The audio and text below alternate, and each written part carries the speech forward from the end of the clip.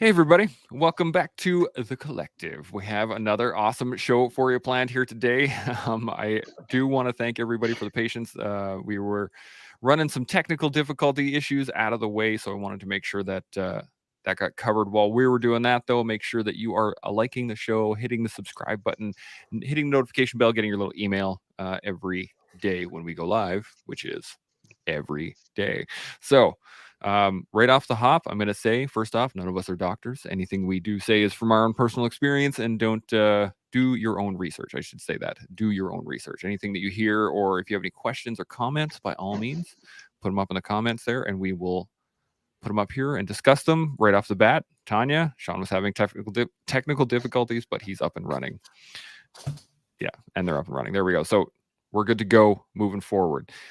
Today's topic I picked because we were talking about it jiu-jitsu earlier today, but also because I think we don't talk about this particular topic enough, and that is pressure. The good old pressure. And so I wanted to talk about, how we feel about pressure, like what we would define it as, but then on top of that, tools, tactics, things that we can use to develop either under pressure or to utilize pressure. So let's go right off the bat. Thoughts on pressure right off the top. Who wants to go first? Shaun? Sure, I'll go first. And Go for it. I'll apologize if my audio is a little bit janky, but there you go. So, pressure, I think, for myself, I look at pressure from two perspectives. One is my personal or individually based pressure, and the other is the pressure that I apply upon myself based on the team around me. So, as an example, just as we in the green room were observing, I was under pressure, not feeling the pressure or not like caving under the pressure, but I was under pressure because I know that we're on timings. And I've been trying to sort out a technical issue for the last 2 days. And I've spent my entire morning trying to sort it out. And when Chance showed up in the green room, there was very little time to get the final outcome that I was looking for. Just we didn't have enough time. So I feel pressure when I let down the team. And it doesn't matter whose fault it is. I'll take on the fault myself because what was driven into me at a young age, and I mean young as probably first time I started understanding it as a concept, was on my basic reconnaissance patrolman course. I'd been in the Army about a year and a half kind of thing. And man, it was driven into me that no matter what happens, no matter what, if you've got someone in your patrol and they forget to wear boots, that's on me. The patrol commander is the one who eats it. The patrol commander is the one who's responsible for it. Any failures are my responsibility. So I've got my own personal failures, and then I've got the team around me. If they're failing to whatever degree, that's also on me. So pressure that I feel is when I'm letting down the team. I feel far less pressure when I'm letting down myself because I'm used to failure. I'm used to the team failing, but I don't like it. And so that's where I feel the most pressure. That maybe will get us kicking off. For sure. Matt, what do you think? What are your thoughts on pressure right off the bat?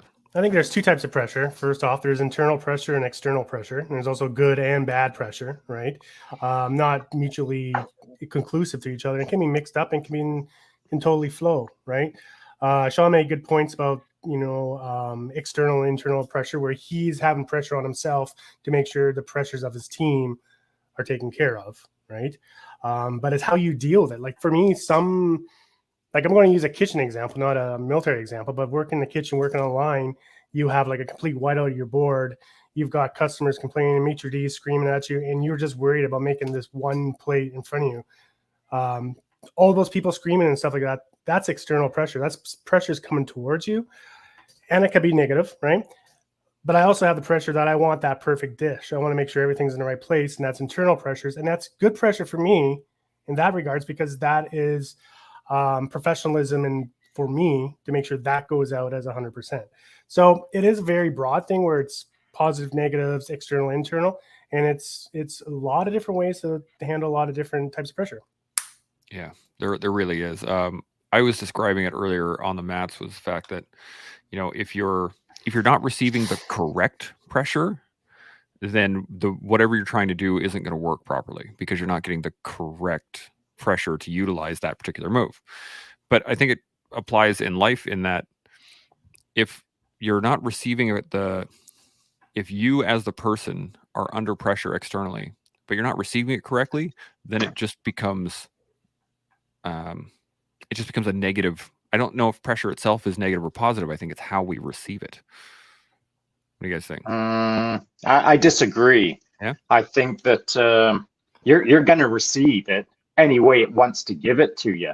You don't get to choose. If I'm going to start applying pressure against you, I'll decide how much pressure I'm going to apply against you. You don't get to choose that. What you do get to choose is how you absorb it. Yes. And so I don't want to get all BJJ-ish throughout this entire conversation. Sure. But the idea being that when you're first starting out and someone's putting pressure on you, you're just going to eat it, and you don't know what to do with it, and you can't actually manage it. You've just got to eventually tap. And so the more you get used to pressure in life, the more you get used to the world firing pressure at you that you don't get to choose. Mm-hmm. If you've done it enough, you get to understand how to deflect it, how to absorb it, how to redirect it, how to incorporate it, how to turn it around and push it back the other way. But that takes time, that takes practice, that takes skill.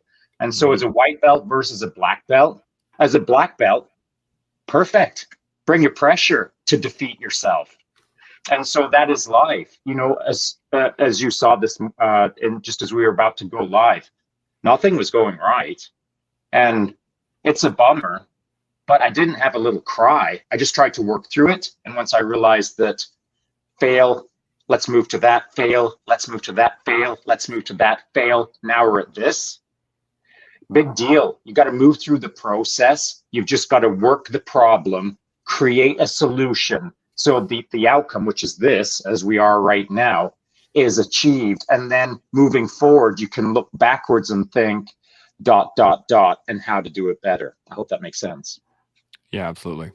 That's I think what I was trying to get at was the reception of it, right? Because you don't get to choose how much pressure comes at you. That's just pressure. That's the life in and of itself is pressure. And it really is how we choose to engage that pressure. As you said, over time, you'll learn how to do it differently. And when you first start, I think the instinctual reaction is just to headbutt it. If you think about animals in the wild, when there's, I was looking at my elk skull, but I was just thinking of them headbutting each other, right? There's a whole process around that, but it's all about pressure. Who's got more strength? Who's more powerful in that moment? When in reality in life, you don't need to smash heads all the time. You don't need to do the frontal assault on the bunker all the time. It may work once or twice, but there's usually another way around it, which involves movement, I think, more than anything. Tanya's got a question here, though. Any thoughts on before that? No, let's go ahead. Questions. Okay. So Tanya says, as leaders, how do you discern when to apply pressure? I think as a leader, I'm jumping on this one, Shaun. Sure, of course, please. I think as a leader, you know your team and what they can take, right? So, like when my section was overseas, I knew exactly where I could throw them, what kind of team I can break them into, what kind of tasks I can give them, what kind of threat I can pose against them. And if I went beyond that, then it would have to be more of a guidance pressure. Like I'm pushing you forward and I'm guiding you towards a solution. I'm not going to let them go and fail, but I knew they can go up to this point. So it's really just about experience, learning your team, and constantly adding pressure until it gets to the point where you as a leader can see that they're not they're not adapting to that pressure. I'm going to use adapting. I think adapting is a very good way to describe what we talked about before, in that once you get pressured, then you learn not to push against it, or you learn to push through it or around it or adapt to it. Once you get to that point, then you know to either back it off or turn it into a guiding moment. And that guiding moment can be in the situations like, okay, follow me, we're doing it this way. Or it could be, okay, let's step back, take a review, look at it, and then approach it again, right? I used my section and overseas analogy, but I mean, that worked in the kitchen too. That worked serving, that worked in class. I mean, you keep on throwing stuff as a leader to bring up the team, not to have too much pressure that it falls and crumbles. I like that. Shaun, thoughts? I agree with the spirit of what Matt is saying. I think as a leader, you've got to understand the three-dimensional human in front of you and apply a unique solution against the moment in respect to the right amount of pressure. And by right amount, the first nuance piece I will say is the right amount plus an extra 5%. And but that's in the spirit of things. The other piece I would like to say is, irrespective of who they are, that person in front of me or that team in front of me, I never think of a time when I'm not applying pressure. And I'm just going to throw it out as a loose construct. I'm not going to be pedantic. I'm not going to dive into the details of it. But loosely, I will say this: I am always applying pressure, always. I never go to zero pressure on myself, and I never go to zero pressure on anyone. I'm always applying pressure, but it's 1% can sometimes be the right amount of pressure. But for me, 0% is never the right amount of pressure. And so what do I mean by that? Let's say someone has had too much pressure applied against them and I've got to dial it back. Well, maybe I'll dial it back to 10%. And because I've had them at 80%, that 70% drop feels like I'm not applying pressure, but I am. They just don't get the sense of it.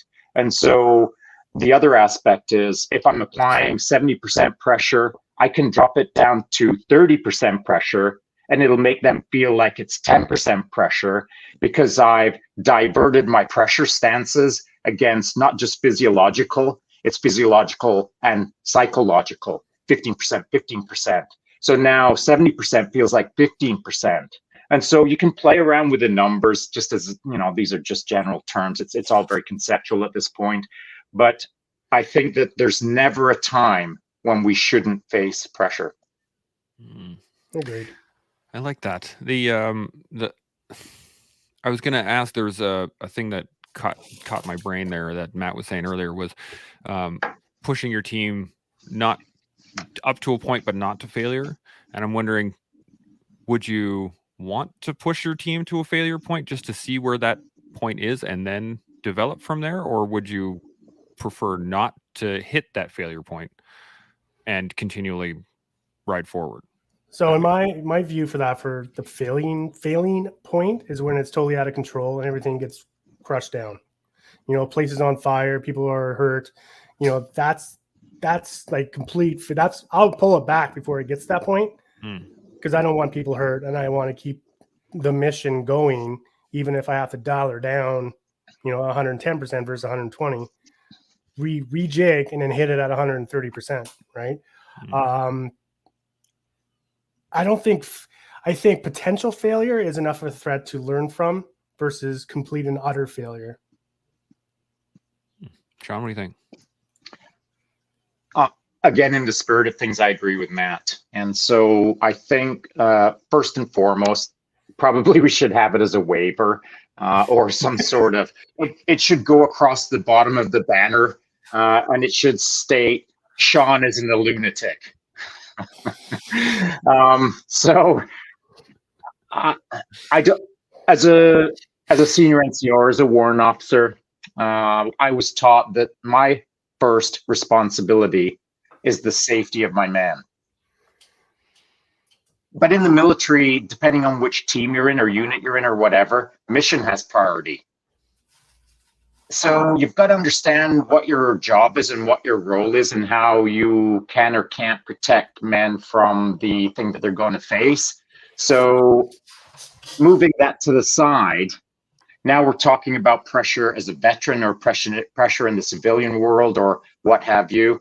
Well, now mission has priority is subordinated in my world to the safety and welfare of the men that I'm working with, men, women, the people that I'm working with, or I'm working with, they're working with me, whatever the case is. Safety and welfare comes first, unlike when I was on the teams, loosely.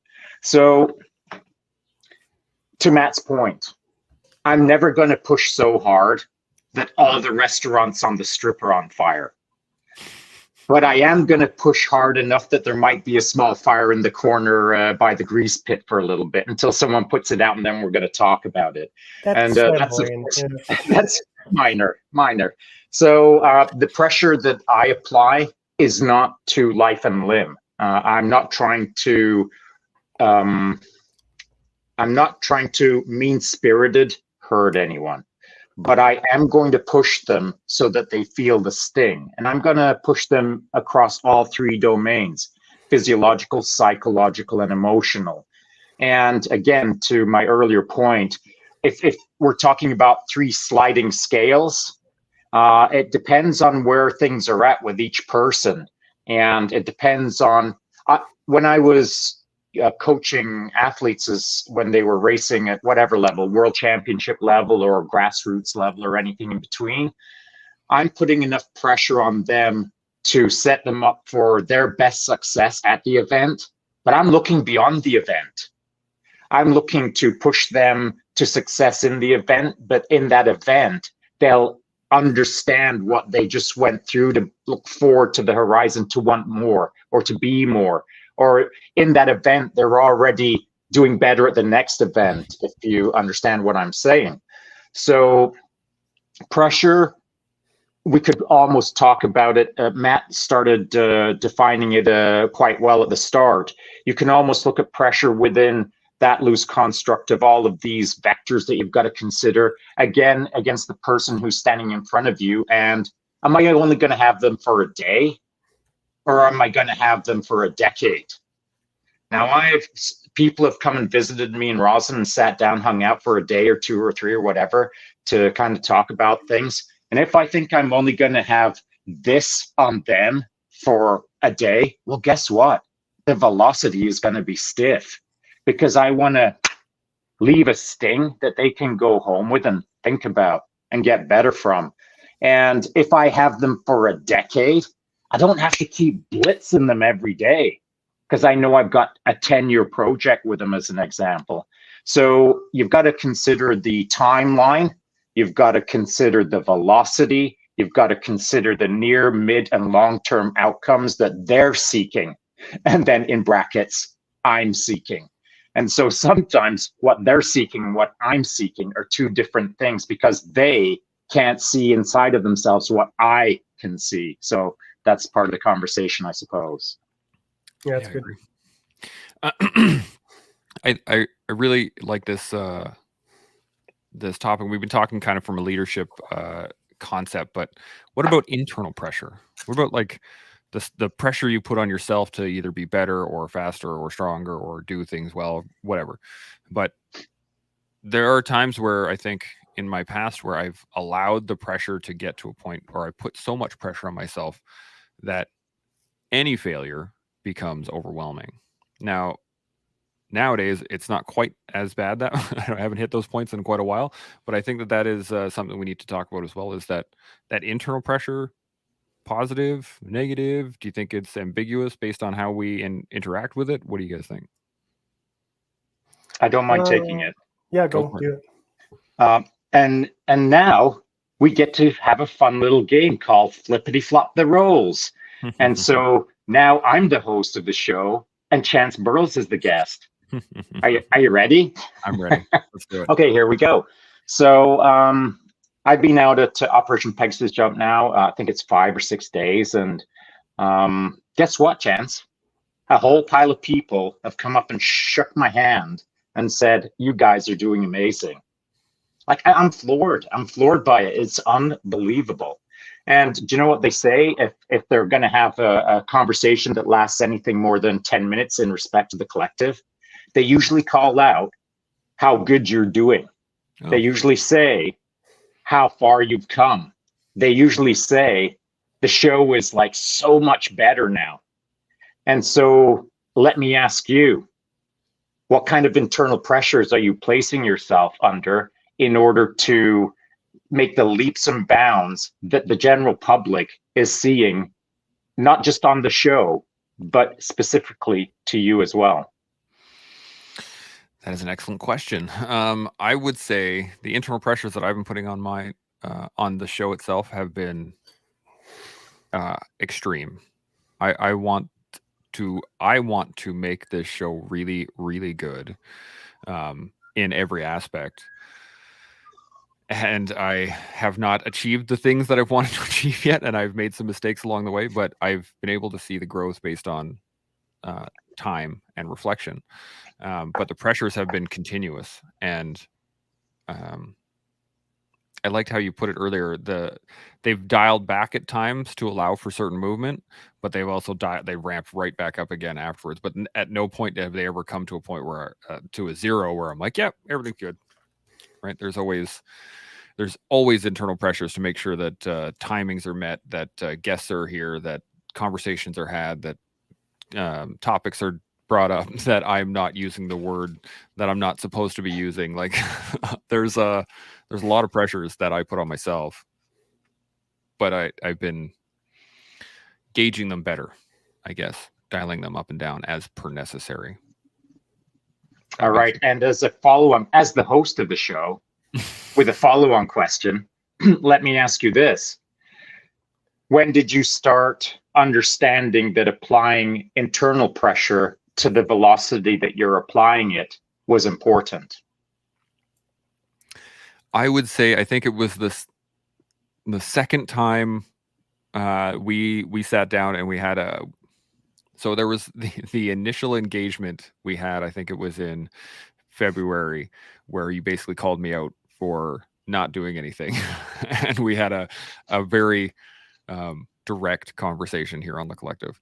There was that. It was clear. Yeah, it was clear. Yeah. Yeah. And then the second one, I think we were talking about nutrition with Satch, but that one really kicked me in the teeth. And that was one of those, like, I need to be in charge of it. I can't rely on Shaun to push me in a certain direction. I can't rely on Satch calling me out every once in a while. It has to be me driving me forward. And I had relied on people for, basically my whole life to drive me somewhere I needed to go, rather than applying the personal pressure to drive myself. That makes sense. I agree, and that's what I've seen as well. You have taken ownership of your own game. Now, once you take ownership of your own game, how do you keep seeing more ways to engage in various trajectories of pressure? Where do they come from? Failure. Honestly, the biggest one has been when I try something and it doesn't work, or I have someone remind me that I'm using the word that I'm not supposed to be. This is a great analogy, just this right here. In that it becomes innocuous in your speech if you're not actively aware of it. And so the failure point isn't from you having to tell me. The failure point is the fact that I didn't notice it. And as I've been noticing those failures, it has been driving my ability to not use the word at all in my speech. And then another great one is swearing right at the beginning when we first started. That was a really hard challenge for me initially. And I had to enact a great deal of pressure on my speech in order to overcome that. But because I've done that, that's actually applied through the rest of my life. And I don't swear anywhere near as much as I used to. And it's actually now almost off-putting when I hear others swear around me. So and that was I think the big one was failure, over this continually, not so much seeking the failure, but the recognition that failure happened and that I want to do it better.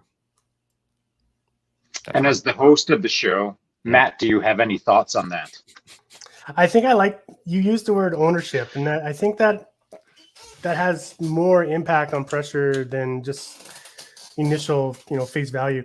Once you own that the pressure is yours to deal with, like either like the show or like in the military or leadership or, I'm going to say BJJ, I don't know. But anyways, once you own that pressure is there and you now have control of it, either good or bad, I think that impacts a lot of power on how you are able to adapt and adjust to it. A lot of people who get overwhelmed with things, too much pressure in their life, they have no ownership of what's causing that pressure. But as soon as you realize that you need to own that threat, that pressure causing element, you can deal with it. You can deal with it either as mentally like, okay, that's not going to bother me, or you know what, I got to go attack that and make that pressure something else. So I really like when you use the word ownership on that one. I like that. And to continue on in my role as host of the show, I would like to then bring in this point. Now, pressure will never start if you don't recognize you need to put pressure on yourself. So, you can go into a neutral trajectory of not going anywhere, and that will feel like pressure. So you've got to rewire your pressure states to, we're all under pressure all the time. If you're doing literally nothing with your life, you're under pressure because you know that you're doing literally nothing and you can feel it. And so I think it comes down to this, that we're all under pressure at all times. We get to choose how we ease off that pressure valve or not by applying the correct energy in the correct trajectory in a positive fashion that makes us feel good about the pressure that we're under. We're always going to be under pressure. So if you can find a way to correctly identify how to do it better, once you start feeling how to do it better, then you can start seeking more pressure. For myself, I love pressure, man. The old saying, pressure makes diamonds, I think it's true. Or steel sharpens steel, I think it's true. And so if I walk into a room full of video nerds with their hands in the Miss Vickies and they all look up at me and they got drool on their chin, that ain't the right room for me, because that ain't steel. That's Play-Doh. Yeah. And that is not going to sharpen my ninja sword. So I'm looking for rooms full of legendary characters that are kicking arse more than I am, so that my dull blade can be sharpened by their sharp blade. So once you understand pressure and you love on the pressure because it's positive pressure, because you're seeing positive outcomes, then you can get to work on seeking it. But you've got to seek it in the correct areas. Yes, 100%. The Shaun Taylor show will continue. Don't worry. I got a couple comments here, though. Any other thoughts before we jump onto this? Good to go. I agree with Shaun. Just that It's about recognizing that there is pressure. If you don't know what's there and you're flustered about something else, you got to see that the pressure is coming at you or seek it yourself. But if you don't know it's there, you're just getting hit left and right and fighting in the closet with your eyes closed. Yeah, 100%. Salty Jinx says, Matt, but owning that pressure not only gives you the ability to manage it, but to increase and apply it as needed on your terms across the board, which I think exactly what you were just saying. Tanya hits this with many BJJ sweeps and reversals hinge on loading your opponent's weight/directional pressure onto yourself, especially into the parts where movement is generated. That's exactly what we were talking about on the mats today, Tanya, was the fact that, you have to have the right weight to use a certain sweep, because otherwise the sweep doesn't work. To build off of that, if I can, that is really important. That's going to take you nowhere in life if all you're ever focused on is a reversal or a sweep. You know what I mean? You'll spend your whole life waiting for the perfect opportunity, for the perfect amount of pressure to get the perfect sweep. And you may never, ever get a sweep because you're so focused on the outcome that you're seeking, which is never going to show up. And so I feel like pressure shouldn't be considered as fits carefully into that little slot right there that I've been waiting all my life so that I can ... Pressure is all around us. It's external and it's internal. And the moment that you realize that it is a constant, then you've got to understand you're not looking for the tweaks or the hacks or the things or the that. You're looking as a holistic person to figure out how to absorb that pressure and use it in a positive manner. And that isn't a one-trick pony solution. That isn't a one BJJ flippity doodah. We're talking about pressure applied against the art of BJJ. We're not talking about the techniques within BJJ. I hope that makes sense. That's the spirit of things. Yeah. 100%. Matt, you got any thoughts on that before I? Nope. Okay. So Chris K hits the view rate shows increased improvement from the beginning. So the data confirms that we're doing well. Excellent. Tanya has this question. I really like it. She says, Shaun's discussed his having to lead during a tragic accident at the beginning of his military career with the truck rollover. What lessons and pressure did you learn that day? And what skills were learned / refined up to today? That's a really good question. I've never talked about that before because no one's ever asked it, and I've never really thought about it too much. But at first glance, this is my thoughts on it. What did I learn that day? To not rely on someone that I thought I could rely on.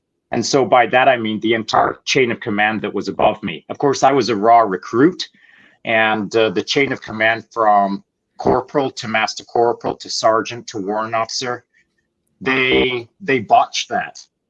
And so that just left a bunch of privates really badly injured, and me and another guy trying to save lives and fix up people. And I was not prepared for that. And it was only by happenstance that I had some first aid training before I joined the Army. Otherwise, it would have been worse. And so as I look back on that moment, it was a classic case of command failure, institutional failure. And so from that moment forward, I looked at a guy, every guy in front of me, and never ever considered them as good to go based on their rank or based on a course or based on how shiny their boots were. I looked at the man for the man. I looked at the man in the now. And you've heard me say this before, and maybe that moment sort of reinforced that. But not too long after that, and I was still a raw recruit at that point after the incident, I started looking around me, not distrusting the system, but not having blind trust in the system. And the further I went into my career, the more my eyes were opened in respect to your title, your courses, your stories. They mean nothing to me. Absolutely nothing. What does matter to me is how you perform right now. And so that's why maybe I'm a stickler for it. I've said it to lots of guys here on the drop zone over the last few days. Dude, I don't care how many jumps you've got. You either can jump now or you can't jump now. And I'll build off of that and I'll call myself out. I was walking onto the drop zone yesterday, late afternoon.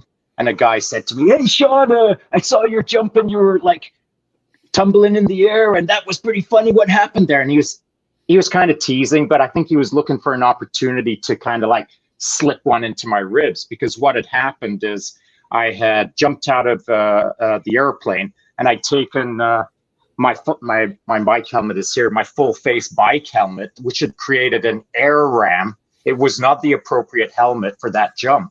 And nobody picked up on it. That's because no one needed to pick up on it, maybe.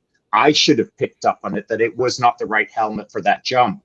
And further to my point, as I was pulling that helmet on and walking around and everyone's nodding, smiling, handshakes and knuckles and all that good stuff, perhaps some of those guys were looking at me thinking, well, that's Shaun, he knows what he's doing. Oh, that's Shaun, he's good to go. Oh, that's Shaun, he's ... But that's not the way life is, man. What I did back in the day and what I'm doing today are two different things. It's what you do now, and it's the decisions that you make on that day that need to be observed by those around you and say, hey man, you You can't jump out of a plane in a dolphin suit.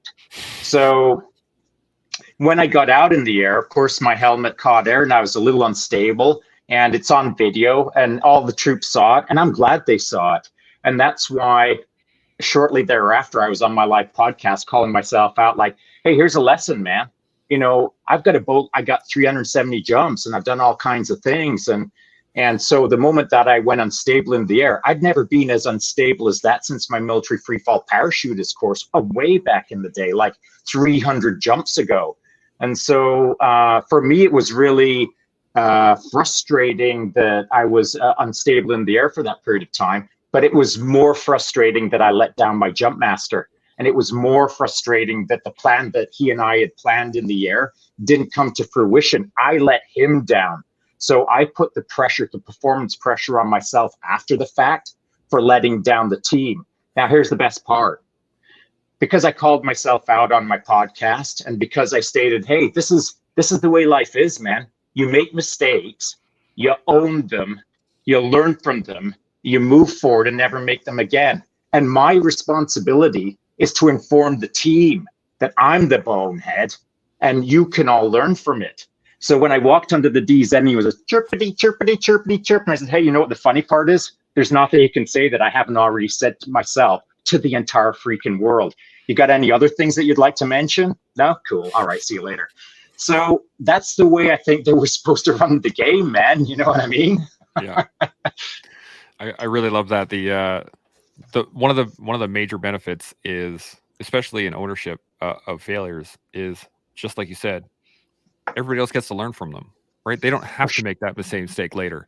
They can think, oh, right, this full face mask is probably not the best thing to utilize right now. But that doesn't mean that somebody isn't going to make that mistake later on. And in which case, somebody, 10, 12, 15 years down the road, let's say, was at Pegasus Jump. They saw you do it. They got into, parachuting. They become jump masters. Way down the road, somebody shows up with a full face mask on, right? And that's the moment that company goes, hey, you know what? I got a great story to tell you. And then they can relay that information to this other person who has absolutely no experience with you whatsoever. Yeah, so worth it. 100%. Exactly. And like we were talking about this on the mats today too, was the fact that similar to what Alan was talking about, was if you do a technique correctly, if a junior belt does a technique correctly to me, I'm going to tap because the technique is correct. I don't care. What I actually care about is the fact that they did it right. That's good. So if you can get me to tap or transition or move to something else, that's a win. But it's based off the fact that the pressure to do better for everybody, similar to what we were talking about yesterday, is that if I'm pressuring myself to do better, then everybody starts to get better around me because we all start pressuring each other to do better, and we all start developing, all high tide raises all ships, and High tide raises all ships. There you go. But yeah, so let's talk about you. You had mentioned earlier that it takes pressure to make a diamond, right? Steel sharpens steel. Let's talk about good pressure versus bad pressure, right? It is the development of pressure, personal pressure we've talked about, but the external pressure on others, how do we do that well? How do we pressure the people around us in a positive manner to build them up? I would say it's by example, honestly. By you setting your pressure level at 110, and other people will, again, high tide raises all ships, right? They will bring themselves up, or they will totally flounder, and you know exactly what you need to do with that. But most people will try to keep up with the person that's leading them, or they want to follow. Again, being a good leader, being a good follower, but also having that standard, setting that standard higher than what you want. Setting the standard higher for yourself will bring people up to your standard currently. Does that make sense? Yeah, it does. I like it. Shaun, what do you think? I think that there's a simple answer, and then there's a really complex and nuanced answer. The complex and nuanced answer we don't have time for because that's specific to the individual who's in front of me or the problem that is specifically in front of me, that puzzle that I'm going to be fascinated by, because it's a deep, long-term project. Now, if it's pressure being applied against a one and done, well, that's an entirely different thing. With a complex and nuanced long-term process, you manipulate pressure in a variety of different ways, and you can get up in someone's head, and you can not apply pressure overtly. You covertly convince them to apply pressure against themselves, and they observe you externally as you sit back and you're smiling and you're laughing and you're all chillaxed. Meanwhile, in their head, they're applying pressure on themselves and they don't even know why. And so, depending on how Jedi mind trickery you are, whatever level you apply coaching, the idea is that there is a really delicate balance that you can optimize someone with over a long period of time, or there's a one and done, and that's an entirely different kind of pressure. I hope that makes sense.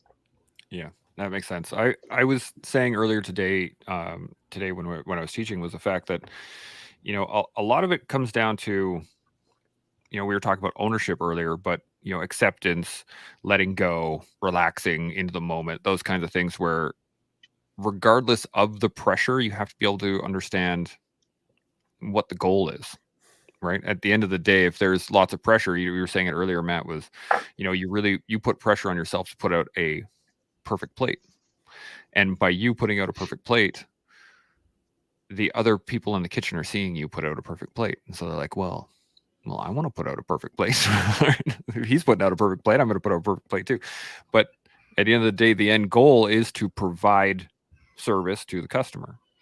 Similar to, you know, in the military, we're providing a service for the country, but the actual goal is to be, you know, ready to fight at any point in time, ready for that next engagement.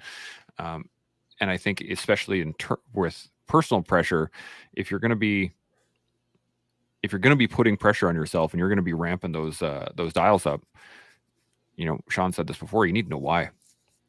And if you don't know why, then and it doesn't matter how much pressure you're going to put on yourself, I think it'll end up crushing you at some point. Does that make sense? Yep. Any thoughts? Yeah, well, if I can draw it back to what Matt was talking about in the kitchen, putting out that perfect plate, and then Chance, what you're talking about on the BJJ mats, there is a unique situation that is quite different from what we're talking about, but it is not uncommon. So it's unique, but it's quite common. And the example I'll give is someone comes into Matt's kitchen, and it doesn't matter whether they've ever held a sharp knife and fork in their hand or not, or whether they're a French professional chef. It doesn't matter what it is. If they come into Matt's kitchen, maybe they're just a jerk. And maybe they don't care what Matt has to say. And maybe they're just going to do whatever they want, and they're just going to put out a sloppy plate every time because they're a one and done. They're in for the day to get a little bit of cash and bounce. So that individual, and now use that as the individual on the BJJ mats, they've watched all the UFC fights. They've got all the ideas. They show up at the BJJ club for Chance Burls' Sunday BJJ class, and Chance Burls has got a sore rib, and they say, hey, bro, BJJ doesn't work. And you engage in them. And now they're putting pressure on you that you've never faced before because they don't know BJJ, but they know anger. Yeah. And so what do you do with those moments, those one and doners? And I think that there's a variety of different ways that you can apply pressure in that moment. Everything from help them understand that there's a better way to do things, all the way through to you gone. So what do you do with that one and done, boys? That's a good question. question. I do have a good story for that one.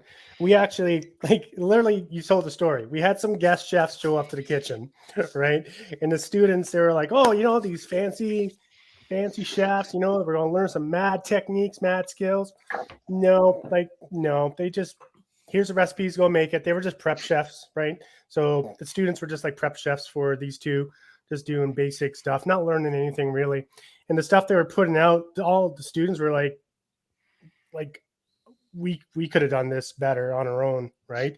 So in that situation, it literally turned, and in some of the instructors I was talking to after the fact, it turned into not a leadership point, a teaching point, where it was like, even though they have this, we have our own standards, and we will keep ourselves at a higher standard than what our guests have come. We want to show them where they can go if they actually put the pressure on themselves the way it should.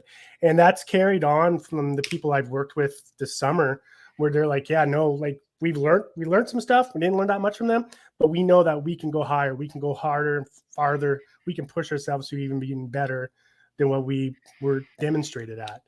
So I think it's, what do you do with that one person that comes in and, anger and just throws around and, higher, look at me, I'm super awesome.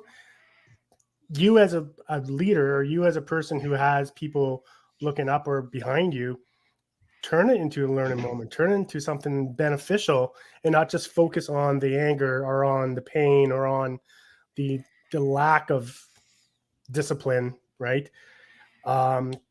Use it, own it, turn into a positive. Yeah, that's great.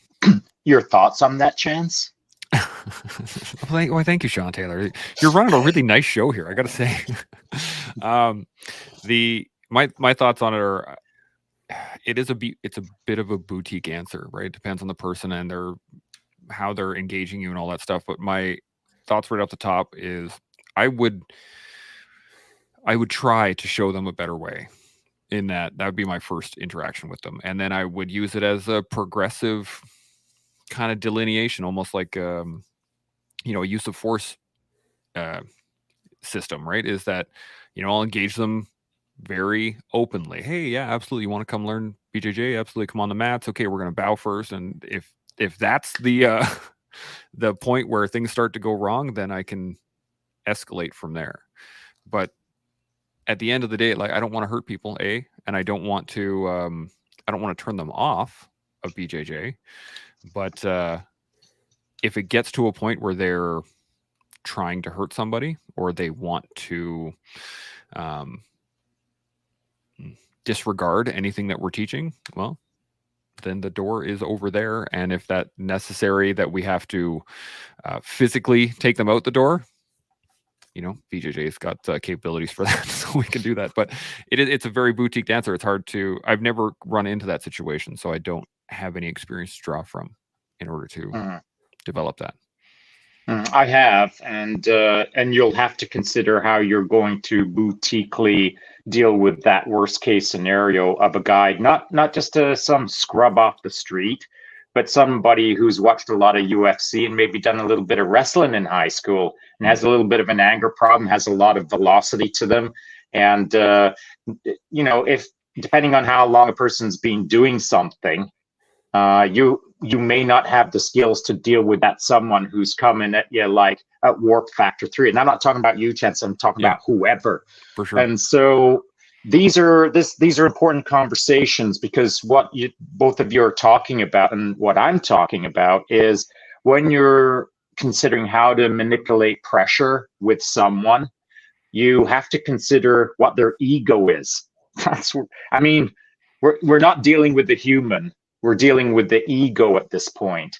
How to apply pressure or reduce pressure on a person's ego, not to fracture it so that it dissolves into nothingness, but how to keep it in healthy and intact so that it can ebb and flow as it needs to throughout the day, throughout their life, so that they have enough ego to be able to go out and aggressively take care of life and pursue life and be better in life, but not allow the ego to be so big that it spoils the journey for all those around them, or spoils the journey for them because they don't understand how the world properly works.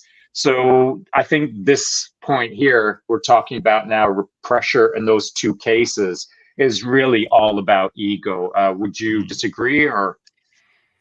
What do you think, Matt? Would you say that focusing on the person's who's causing the disruption is more important than the group that's witnessing the disruption?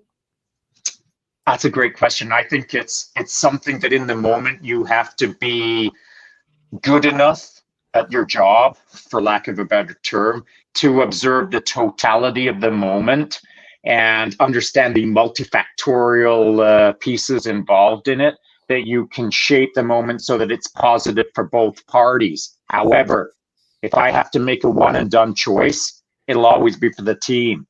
So if I have a whole pile of students who are observing this moment, and I have to make a sacrificial move for them or for the individual always loses. The team will never lose for a one and doneer. Agreed. And that's where taking the person aside and removing him from the situation, him and her, from the situation, actually having a discussion, again, kind of balance the ego kind of thing, kind of expectations, realities. I think that's a very important skill to develop too. And that's a good way to control pressure, either positive or negative, right? Because you are positively trying to bring up your team by removing his negative pressure, and maybe he will bring himself up to the standard. I'm saying him, but bring themselves up to the standard that your team is at. I agree. Yeah, I also agree. I really like the way you guys are talking about it in that it's a learning moment, it's a teaching moment, it's a development moment. In those particular types of, let's say, instant heightened pressure, right? All of us, there is a situation placed upon you, and that pressure is now on you, and you just have to deal with whatever it is, whether you have the tools or not to deal with them. And I really do love the fact that it is if you focus on, what's best for the team rather than what's best for this particular person or this particular situation, I think that will, regardless of failure or success in that situation, it will teach more people how to be better long-term than it would in the moment of just, for instance, let's say some person comes into the dojo, steps on the mats, and I have to engage them. I can run up to them and, flying armbar them right off the bat before anybody says any words, but that might satisfy my ego, but it's not going to help anybody, right? Whereas from a leadership perspective, you should engage them openly. Absolutely. Come on the mats. Let's work. I can teach you some stuff. We can engage in this, blah, blah, blah, and develop the situation rather than engage at a 10 or, in terms of overseas, right? You don't just start shooting people left, right, and center because they're walking towards you. There's a progression there. So I do love the fact that you guys are engaging this from a leadership team-based viewpoint rather than just how do I feel better coming out of this. I think that people who engage in individual pressure and focus on life as an individual game, it's because they've not been on a good team. If you've been on a really good team, it doesn't matter what it is, team equestrian. Maybe you're all about the horses and horse jumping. So if you've been on a really good team, we'll call it Team Canada, then you understand how to play the pressure game. You understand how to play as a team. The moment that you are around people at a high level that understand how to do this well, you'll spend far less time doing it poorly because now you've got a baseline. It doesn't matter whether you were the best on the team.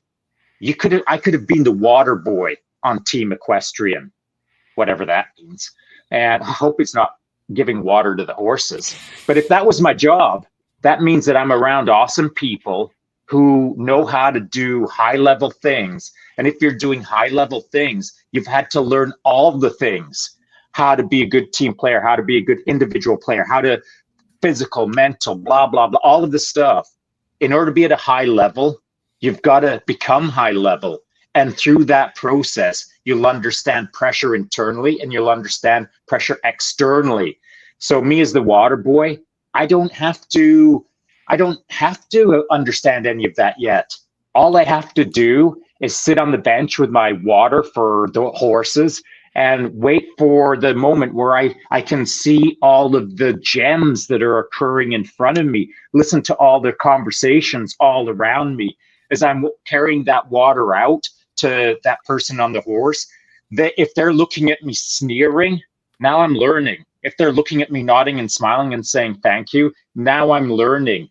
A high functioning, highly coordinated, highly focused performance team, you can learn so much about how to do things better as a human just by standing on the sidelines and observing, soaking it in through osmosis. 100%. I have an excellent example. You got any thoughts on that, Matt, before I jump into my example? No, Okay. let's go. So when I was younger, I used to work in a place called Teatro. It's down in downtown Calgary. It's a pretty high-end restaurant. And I was a service assistant, right? I was basically a table jockey. I would, polish silverware and get people glasses and redo tables, a busboy, right? But that team was out friggin' standing. The managers were awesome. The sommelier was wicked. The all of the crew in the kitchen were awesome people. They all wanted to put out a outstanding plate for all of the people. The front of house staff were awesome. There's some general interpersonal stuff that always happens in a kitchen, whatever, right? But the moment the doors opened, it was game on and everybody was focused. And it was one of the best. Looking back on it now, I didn't realize at the time when I was in it, but that was one of the best environments of a team-based system that I'd ever been in. And it taught me so much because I wanted to make things better. So I would spend extra time polishing the glasses, right? Just so that when the sommelier put those glasses down on the table, they would sparkle. And when, I would make sure that all of the bread I was cutting was really square. Now, these are minor things, right? It's not a big deal in terms of the dinner. No, they're not minor things. Okay. They're the standard. Yes. And that's what a high performance team needs is standards. Yeah. The only reason that restaurant is excellent, because I've eaten in it, is because someone was cracking the whip. The standard is the standard, and their standard is a high standard. And if you're not meeting the standard, don't apply. And if you apply, you'll last a day if you don't meet the standard. And that requires strong leadership. And if you're stepping into that team as a nobody, and you don't even know what you're stepping into, you then have a binary moment. Am I in it for the long haul, or am I a one and doneer? And that's when you face the pressure. Yeah. Shining a glass isn't pressure. Unless someone has got their steely glint on you, then it's pressure.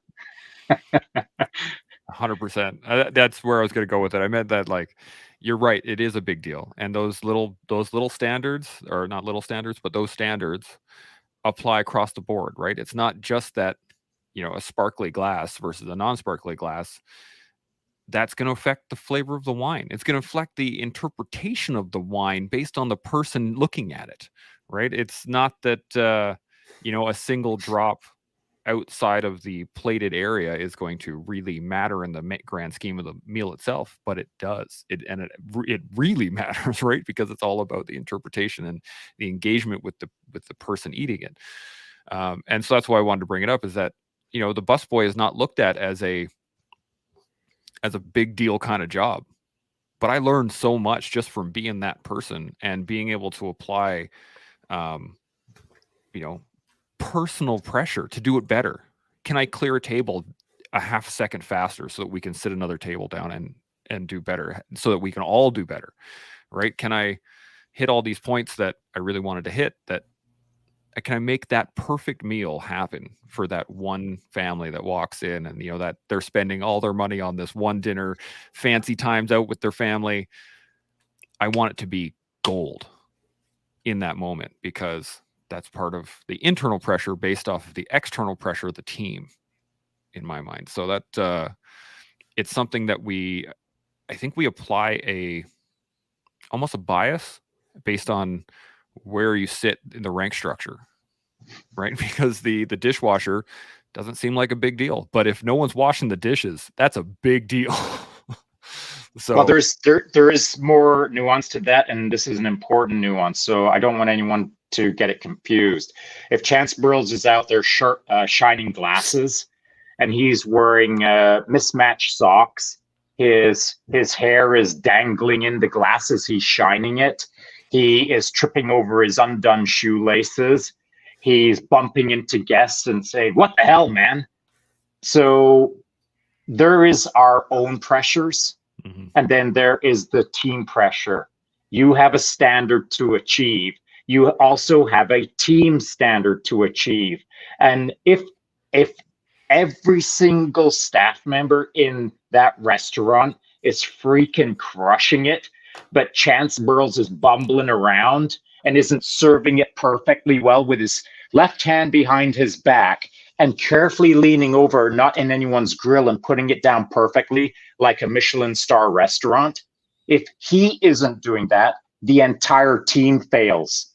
Yes. And then Shaun Taylor, who just spent a boatload of money, had his moment in that restaurant diminished because of some fool who couldn't meet the standard, who either through the pressure of the moment was cracking, or because the pressure of the moment didn't care. It reflects on the entire team. So Chance has his pressure, but he also has the team's pressure to meet up to. But then the team also has pressure trying to bring Chance Burles. I like how we're using you as a third 100%, person now, buddy. right? The team also has the pressure of bringing Chance Burles up to standard, or as you said, one and done, get out. You don't meet the standard, right? That's right. So it's a two-way street. And if you like, I've worked in two places very recently. One was a group of people with very little standards, and the other was people who were wanting to be there and crushed out life. Like they were just killing it. And I had a hard time raising my pressure, raising my standard, trying to keep up with them, because they every time I brought the bar up, they would be right there. It's like, okay, what are we doing next? Bar up. What's next? Right. The other team, it was like, what can we get away with? Right. And so the standard kept on going down and down and down. But again, there has to be, where's that standard? Where's that 100%? Where's that 100% to go 110 or 100% to go down to 90? Like, where is that? And that has to be established, not even just like, in the industry or in, martial arts or anywhere. I think that is something that has to be done throughout life. Like, where are you? Where is your standard, and how much pressure can you push on it to bring yourself up and others? Or I'm not going to say slack, but where do I have to release some tension so I can actually reassess and bring everything back up another 30%, right? So, yeah, I mean, I believe internally for yourself, the pressure has to be high if you want to evolve. If you don't want to evolve and just be like normal dude number 62, sitting doing the normal 9 to 5er, yeah, go do it. Crush whatever you got to do. But if you are someone who wants to bring up a standard or hold yourself at a higher standard, you have to have that pressure. And by you putting that pressure on, if people have like-minded, and that's the key thing there, people have like-minded who want to raise the bar and put pressure on themselves to get higher, they will follow you, and then you can be that leader, that teacher, and you will learn from them too, because they will be constantly pushing your pressure to be better, to be greater, to be faster, to be stronger. Agreed. Absolutely. We have a question from Tanya here that I think you kind of answered. Check it out, buddy. But I just want to have it on here before we shut her down. So it says, what's the balance of your ego versus the team, re internal versus external pressure? Is internally driven pressure biased to focus on yourself in order to serve others, or external focus only on the team? So I think you kind of covered there. It's a team. Team? Yeah. Team places the most pressure on me. Team drives me harder and faster. If there was no team around me, I'd still have a velocity. I'd still be out there kicking arse. But put a team in front of me, or put me in a team, and freaking get out of the way. Yeah, agreed. The team is also used as a gauge for yourself, or for myself too, right? Like, I want to be one step ahead of the team. If they're not pushing me, then I have to, like, I'm going to keep on moving my own standards. So I work better with a team, within a team, or leading a team. By myself, I maintain, like, I constantly try to keep involving by learning new stuff, keep my fitness up. Diet's like a big thing, but it's not pushed. There's no external pressure pushing my internal pressure to be faster, harder. Well, we're just over an hour now. I have one final thought, and then we'll do some final thoughts from you guys as well. But Sure. I don't know why this kicked into my head while Matt was talking there, but the credit roll at the end of a movie, right? And there's all the list of all the people and stuff like that, right? And I was just picturing, who do you want to be? Do you want to be the bad guy with the name, right? Where it says, Shaun Taylor, played by blah, blah, blah, right? Or do you want to be thug number 2? Right? And that that thug number 2 guy he's just kind of there, as you were saying, Matt, is that you can be ordinary person number 67, or you can be the bad guy, or you can be the good guy, right? Or, I saw the credit roll in the back of my head as you were talking about it, and that, like, who do you want to be? Because those two are driven by a standard, and that standard is kind of up to you. But those are my final thoughts on that. What about yourself, Matt? Final thoughts on pressure or anything else we've talked about today? I want to be the director. I want to be pushing pressure to everyone else. No, man, I think it's a very broad topic, and we could do like a multi-hour session of this if we wanted to. But I think pressure is good. Too much pressure can have a negative. I like what Shaun was saying about being able to dial it down or up and readjusting your tension and go with more or less, whatever you need to do to grow and elevate. I like it. Shaun, final thoughts for the Shaun Taylor Show? I'm still trying to decide where I would fit into that movie credit roll. I just don't see myself being at the top. I might be, 3 or 4 minutes into the credit roll, but I wouldn't be a thug. I wouldn't be a minor player, but I wouldn't be a major player, because it's all about the team. And if I'm doing my job well, as the actor in that movie, if I'm doing my job well, then hopefully the main characters, the winner of the day, the Obi-Wan Kenobi of the day, the whatever of the day, hopefully the star of the show gets the spotlight, then I've done my job well. And that's enough for me. Yeah. Shaun Taylor's best supporting actor right there. Best supporting actor. Yeah. I like it. It's funny that there's all these allegories that we can utilize, but I think really what it basically just comes down to is pressure is what you make of it. And if you want to utilize it in order to make yourself better, you can. If you don't want to utilize it and let it just hang over your head, you can do that too. Unfortunately, if you want to be better, though, you got to know how to use it. You got to understand why it's being applied. You got to take ownership of it, and then you got to move forward, take action, as Shaun likes to say. And then you get to hang out with a bunch of other people who are going to be sitting around saying, "Pick up the pace, pick up the pace." And what's wrong with that? Nothing at all. That's right. That's right. That's the room you want to go into. So, as we all learn about our own personal pressure, as we are able to build ourselves and our development of pressure, we can grow into the people that we're supposed to be every day. And you can do that with us here on The Collective. See y'all tomorrow. Chimo. Chimo.